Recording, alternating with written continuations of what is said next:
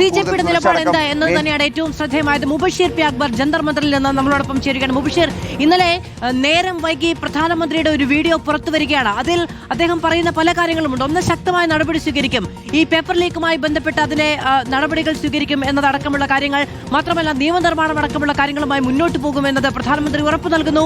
ഇന്ന് പുതിയൊരു ചർച്ച കൂടി നടക്കുകയാണ്. കോൺസ്റ്റിറ്റ്യൂഷൻ ക്ലബ്ബിൽ വെച്ച് ഉച്ചയ്ക്ക് 12:30 നടക്കുന്ന ചർച്ചയിൽ ആരൊക്കെയാണ് പങ്കെടുക്കുക? മഞ്ഞുരുകാനുള്ള സാഹചര്യം എത്രയാണ്?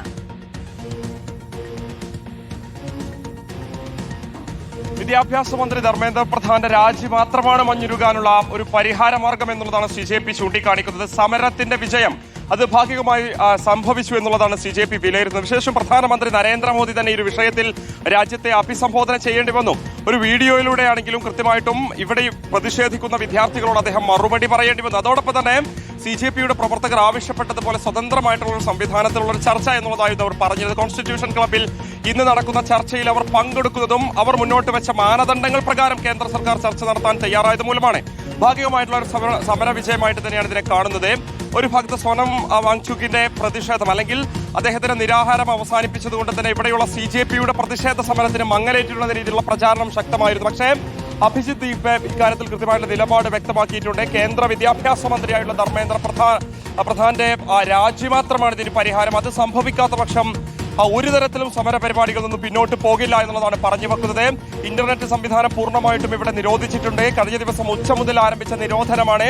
ഇവിടെ നിന്നും വീഡിയോ ചിത്രീകരിച്ചുകൊണ്ട് ഇവരുടെ തന്നെ സോഷ്യൽ മീഡിയ വിങ്ങുകൾ അത് പ്രചരിപ്പിക്കുന്നതിന് വേണ്ടിയാണ് ഇത്തരമൊരു മാർഗം അവർ സ്വീകരിച്ചിരിക്കുന്നത്. അതോടൊപ്പം തന്നെ മാധ്യമങ്ങൾ ഇത് തത്സമയം സംപ്രേഷണം ചെയ്യുന്നതിന് വേണ്ടിയാണ്, അത് തടയുന്നതിന് വേണ്ടി കൂടിയാണ് കേന്ദ്ര സർക്കാർ നിരോധനം ഏർപ്പെടുത്തിയിരിക്കുന്നത്. വലിയ ഒരു പ്രയാസം അതുമൂലം ഇവിടെയുള്ള CJPയുടെ പ്രവർത്തകർ നേരിടുന്നുണ്ട്. സ്വാഭാവികമായിട്ട് അതിന്റെ പങ്കാളിത്തത്തെ ഇത് ബാധിച്ചു എന്ന് വിലയിരുത്തേണ്ടി വരും. ഇന്ന് രാവിലേക്ക് തന്നെ ചെറിയ രീതിയിൽ പങ്കാളിത്തത്തിൽ കുറവും കാണാൻ സാധിക്കുന്നുണ്ട്. പക്ഷേ പ്രതിഷേധം ഇന്നിപ്പോൾ ചർച്ചയൊക്കെ നടക്കാൻ പോകുന്നതിന് മുൻപായി തന്നെ പ്രതിഷേധത്തിലേക്ക് നിരവധി ആളുകൾ രാജ്യത്തിന്റെ വിവിധ കോണുകളിൽ നിന്നും അണിചേരുന്ന കാഴ്ചയാണ് കണ്ടുകൊണ്ടിരിക്കുന്നത്. CJPയുടെ മുഖ്യ വക്താവായിട്ടുള്ള സൗരവ് ദാസ് ഉൾപ്പെടെയുള്ള ആളുകളായിരിക്കും ഈ ചർച്ചയിൽ പ്രധാനമായിട്ടും പങ്കെടുക്കുക.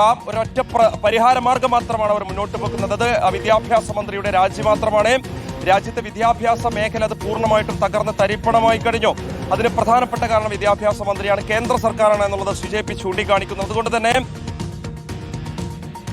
മുബഷീർ ആണ് വിവരങ്ങൾ നൽകിക്കൊണ്ടിരിക്കുന്നത് ജന്തർ മന്ദിറിൽ നിന്ന്.